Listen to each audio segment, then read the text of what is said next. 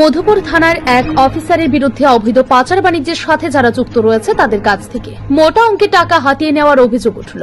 সে অফিসারের মততে মধুপুর থানার বিভিন্ন সীমান্তবর্তী এলাকা দিয়ে অবাধে গবাদি পশু পাচার, আন্তর্জাতিক মানব পাচার বাণিজ্য, চুরির বাইক পাচার, এমনকি শুকনো গাঁজা পাচার অব্যাহত রয়েছে। এমনটাই অভিযোগ উঠল এলাকার জনগণের মধ্যে। জানা যায় সেই অফিসারের নাম পার্থ সাহা। অভিযোগ, তিনি মধুপুর থানা আসার পূর্বে বিশালগড় থানায় থাকাকালীন সময়ে বিভিন্ন অবৈধ পাচারকারীদের সাথে দহরম মহরম সম্পর্ক ছিল। যদিও ইতিমধ্যে তার বিরুদ্ধে বিভিন্ন পত্রিকায় খবর প্রকাশিত হয়েছে।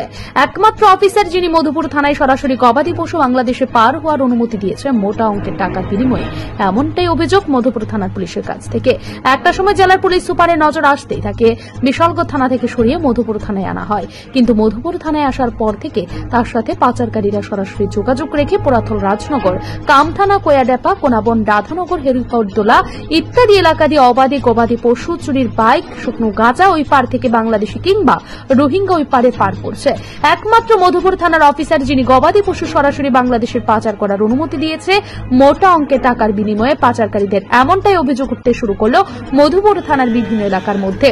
আরো অভিযোগ, কামথানা, কোয়াডেপা ইত্যাদি এলাকা দিয়ে অবাধে গবাদি পশু বাংলাদেশে পার হচ্ছে মোটা অঙ্কের টাকার বিনিময়ে। তাছাড়া বাইক চোরের পান্ডাদের সাথে তার একটা নিবিড় সম্পর্ক রয়েছে, যার ফলে কোনাবন, রাধানগর, হরিহরদোলা এলাকা দিয়ে অবাধে বাইক পাচার চলছে।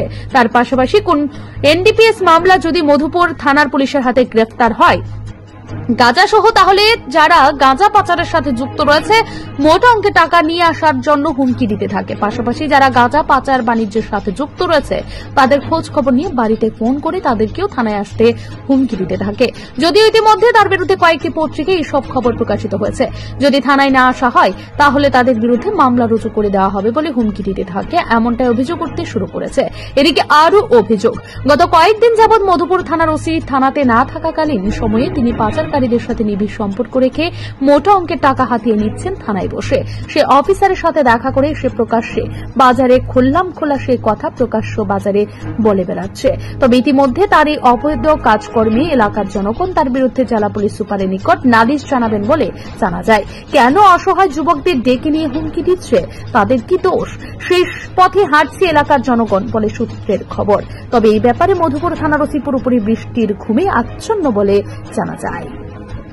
Bureau report, news super 24। আপনি কি খুঁজছেন বিশুদ্ধ পানীয় জল? তাহলে আজই বেছে নিতে হবে অত্যাধুনিক প্রযুক্তি ও পরীক্ষা নিরীক্ষার মাধ্যমে প্রস্তুতকারী পানীয় জল এগনি। বিশুদ্ধ জলে সুস্থ জীবনের মূল চাকাঠি।